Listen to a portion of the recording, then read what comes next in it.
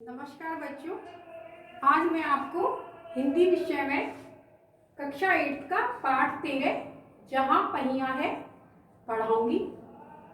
इसके लेखक पालगम्मी साईनाथ जी हैं और इनका जन्म 1957 में मद्रास में हुआ। जैसा कि हमारा पाठ का नाम है जहां पहिया। पहिया किसका प्रतीक है? प्रगतिशील का, यानी कि हमेशा घूमता रहता है, जीवन में आगे बढ़ने की प्रेरणा देता है। तो इसी पर आधारित जो पाठ है इसका सार है। ये तमिलनाडु के एक गरीब जिले में होने वाले सामाजिक परिवर्तन तथा आंदोलन का वर्णन कर रहे हैं। कौन? इस लेख में पालगम्मी साईनाथ जी तमिलनाडु के गरीब जिले में होने वाले सामाजिक परिवर्तन तथा आंदोलन का वर्णन कर रहे हैं। और इसमें उन्होंने बताया है लेखक ने कि लोग रूढ़ियों से मुक्त होने के लिए रास्ते चुनते ही हैं, यानी कि जो हमारी जंजीरें हैं, बंधन है, उनको तोड़ने के लिए वो कोई ना कोई रास्ता निकालते ही हैं। और कई बार ऐसे वो बहुत अजीब हो जाते हैं, जैसे कि उक्त जिला यानी पुडुकोट्टई जो जिला है, मैं अपना अस्तित्व को प्रदर्शित करने के लिए, अस्तित्व इस पहचान को प्रदर्शित करने के लिए उन्होंने साइकिल का चयन किया था। तो बच्चों मैं आपको सार समझाती हूँ इसका। ये हमारा जो पुडुकोट्टई जिला है, ये हमारा तमिलनाडु में एक बहुत ही पिछड़ा और गरीब जिला था। यहाँ की महिलाओं ने साइकिल को अपना अस्तित्व का प्रतीक बनाया। साइकिल आंदोलन जो चलाया, उसमें नवसाक्षर महिलाएं ज्यादा थी जो साइकिल को चलाती थी।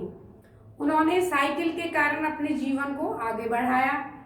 साइकिल चलाना जो नवसाक्षर थी और बहुत सारी महिलाएं थी, विद्यालय में जाने वाली शिक्षिकाएं थी, सब साइकिल को अपना एक आजादी प्राप्त करने का अस्तित्व मानती थी। उसे ये मानती थी कि इससे हमें जीवन में आगे बढ़ा जा सकता है। जब शुरू में उन्होंने साइकिल चलाना सीखा तो उन्हें अनेक बाधाओं को सामना भी करना पड़ा था। जब सब लोग साइकिल आंदोलन का विरोध कर रहे थे तो आर साइकिल्स का जो मालिक था, उन्होंने उनका समर्थन किया था। और समर्थन क्यों किया था? क्योंकि उनकी कुछ ही टाइम में 350% तक वृद्धि बढ़ गई थी। इसी कारण उन्होंने साइकिल आंदोलन का समर्थन किया था। जब उन्होंने साइकिल को चलाना सीख लिया तो उनके जीवन में अनेक परिवर्तन भी आ गए, क्योंकि अब उन्हें क्या करना पड़ता था, वो किसी के सहारे की जरूरत नहीं रही थी। उन्हें बसों की लंबी पंक्तियों में खड़ा होना नहीं पड़ता था। वो अपने सामान को साइकिल पर रखकर एक जगह से दूसरी जगह आराम से जा सकती थी। और बहुत से कार्य थे, पानी लाना है जैसे, और भी बहुत से सामान थे, वो अपने आप उन सब कार्यों को कर लेती थी। उन्हें किसी अपने पुरुष में अपने पति या बेटे किसी पर आधारित रहना नहीं पड़ता था। जब उन्होंने शुरू में साइकिल चलाना शुरू किया था तो उसमें भी उन्होंने बहुत सी बाधाओं का सामना किया था, क्योंकि जो औरतें साइकिल चलाती थी, लोग उन पर तरह तरह की फब्तियां कसते थे और उन्हें सम्मान की दृष्टि से नहीं देखते थे। क्योंकि जो हमारा समाज है वो पुरुष प्रधान समाज है, वो नहीं चाहता था कि हमारी जो महिलाएं स्वतंत्रता पूर्वक घूमे, यानी कि वो चाहते थे कि ये हमसे आगे ना निकले, यानी कि उन्हें किसी प्रकार का सम्मान नहीं देना चाहते थे। इसलिए वो उन्हें अच्छे घर की महिलाएं नहीं मानते थे। परंतु वहां की महिलाओं ने इस आंदोलन में बढ़ चढ़कर भाग लिया और उनके लिए ऐसी कई प्रतियोगिताएं कराई गई जिनमें उन्होंने बढ़ चढ़कर भाग लिया था। उनके लिए साइकिल चलाना एक बहुत बड़ी बात थी, कि जैसे कि वो एक हवाई जहाज चला रही हो। क्यों? क्योंकि इस साइकिल के कारण उन्हें अपने जीवन में आजादी और अपनी अहमियत जो है, उनका महत्व पता चलता था। तो इस कारण उन्होंने इस साइकिल को अपना जीवन का प्रतीक, अस्तित्व का प्रतीक बनाया था। और इसी के कारण उन्होंने अपने जीवन में स्वतंत्रता यानी कि आजादी के लिए आगे बढ़ी थी। तो बच्चों आपको कहानी का सार समझ में आ गया होगा पाठ का, कि मतलब जो जहां पहिया है उन्होंने उसे अपना प्रतीक मानकर जीवन में आगे बढ़ी थी। तो बच्चों अब अभ्यास के क्वेश्चन आंसर पर चलते हैं। फर्स्ट क्वेश्चन है, उन जंजीरों को तोड़ने का जिनमें वे जकड़े हुए हैं कोई ना कोई तरीका लोग निकाल ही लेते हैं। इस लाइन के माध्यम से उन्होंने 2 क्वेश्चन पूछे हैं लेखक ने। आपके विचार से लेखक जंजीरों द्वारा किन समस्याओं की ओर इशारा कर रहा है? यानी कि इसके द्वारा उन्होंने 2 क्वेश्चन पूछे हैं और ये पूछा है कि जो उन्होंने कहा है ना, जंजीरों को तोड़ने का जिनमें वे जकड़े हुए कोई ना कोई तरीका निकाल ही लेते हैं, तो जंजीरों के द्वारा किन समस्याओं की ओर इशारा किया है? लेखक ने जंजीरों के द्वारा उन समस्याओं का हमारे पिछड़ेपन, जो अनपढ़ है और अंधविश्वास है, मतलब निरक्षरता है, अंधविश्वास है, पिछड़ेपन आदि की ओर इशारा किया है, क्योंकि इन जंजीरों को तोड़ना आसान नहीं होता है।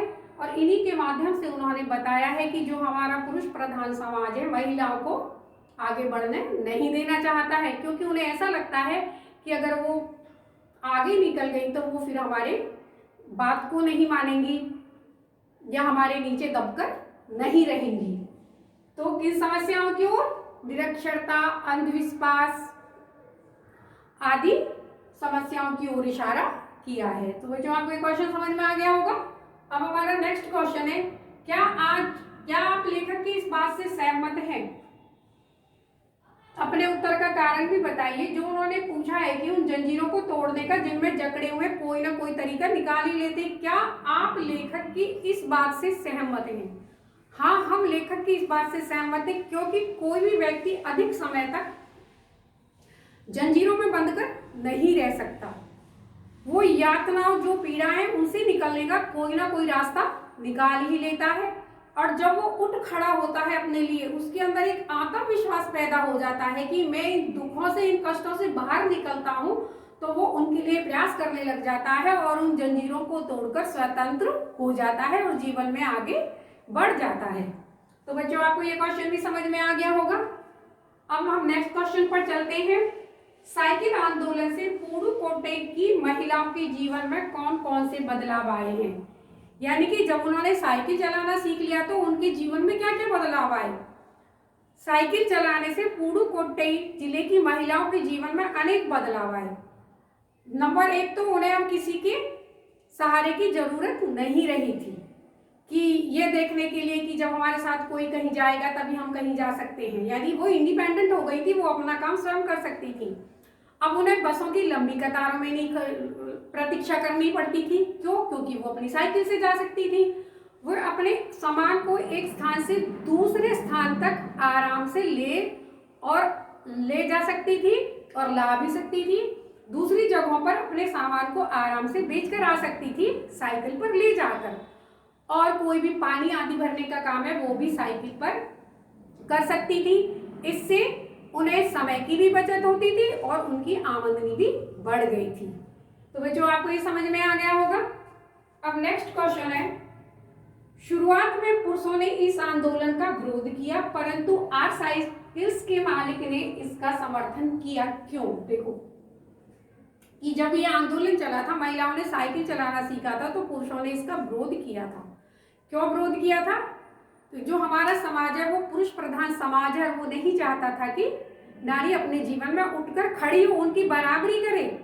इसलिए जब वो बाहर निकलती थी तो लोग उन पर फफ्तियां कसते थे, उन्हें बुरी दृष्टि से देखते थे और उन्हें कुल की मर्यादा भंग करने वाली महिलाएं कहते थे। परंतु फिर भी आज साइकिल्स के मालिक ने उनका समर्थन क्यों किया? इसलिए किया कि क्योंकि उसकी बिक्री एक साल में 350% बढ़ गई थी, इसीलिए उसने इस आंदोलन का समर्थन किया था। तो बच्चों, आपको समझ में आ गया होगा। अब हम नेक्स्ट क्वेश्चन पर चलते हैं। प्रारंभ में इस आंदोलन को चलाने में कौन कौन सी बाधाएं आई? जब उन्होंने इस आंदोलन को चलाया, उन्होंने साइकिल चलाना सीखा और इस आंदोलन को चलाया, तो उन्हें अनेक बाधाओं का सामना करना पड़ा था, क्योंकि हमारा समाज पुरुष प्रधान है, वो नारी को आगे बढ़ते हुए नहीं देखना चाहता था, तो उन्हें बुरी दृष्टि से देखते थे और उन्हें ताने मारते थे, फफ्तियां कसते थे। यही सारी बाधाएं उन्हें साइकिल चलाने इस आंदोलन में सामने आई थी। तो बच्चों, ये भी आपको समझ में आ गया होगा। लगभग सारे क्वेश्चन एक दूसरे से हमारे जुड़े हुए हैं। तो हम नेक्स्ट क्वेश्चन पर चलते हैं। आपके विचार में लेखक ने इस पाठ का नाम जहां पहिया है क्यों रखा होगा? यानी कि अब हमें ये सोचना है कि हमें अपने विचार से कि लेखक ने इसका नाम कुछ और क्यों नहीं रखा, जहां पहिया है क्यों रखा? क्यों कि जो पहिया है वो हमारे जीवन चक्र चलते रहने का प्रतीक है। ये उन्होंने बहुत सोच समझ कर नाम रखा है, क्योंकि पहिया निरंतर घूमता रहता है। इसी प्रकार हमारे जीवन में भी हमेशा प्रगति होती रहनी चाहिए। पहिया के इस साइकिल के माध्यम से कोट्टई जिले की महिलाओं ने अपने जीवन में प्रगति की थी। तो इसीलिए लेखक ने, क्योंकि पहिया गतिशीलता का प्रतीक है, इसीलिए इसका नाम जहां पहिया रखा, जो कि पूरी तरह से बिल्कुल ठीक इस पर बैठता है। तो बच्चों आपको समझ में आ गया होगा। अब हम नेक्स्ट क्वेश्चन पर चलते हैं। अपने मन से इस पाठ का कोई दूसरा शीर्षक सुझाइए। देखो लेखक ने तो जहां पहिया है इसका शीर्षक दिया ही है, तो हम अपने मन से इसका कोई और शीर्षक भी रख सकते हैं, जैसे कि जागृत महिलाएं। क्यों जागृत महिलाएं? क्योंकि जो महिलाएं थी वो अपने लिए उठ खड़ी हुई थी, जीवन में आगे बढ़ने के लिए जिन वो कुरीतियों से, जंजीरों से बंधी हुई थी, उन्हें तोड़कर साइकिल के माध्यम से आगे बढ़ी थी और अपने जीवन में प्रगति की थी। तो इस कारण हम इसका नाम जागृत महिलाएं भी रख सकते हैं। तो बच्चों आपकी आज की वीडियो में इतना ही, और ये जो हमारा पार्ट है जहां पहिया मतलब पूरा समाप्त हो गया है। नेक्स्ट वीडियो में मैं आपको नेक्स्ट चैप्टर पढ़ाऊंगी। तब तक के लिए धन्यवाद।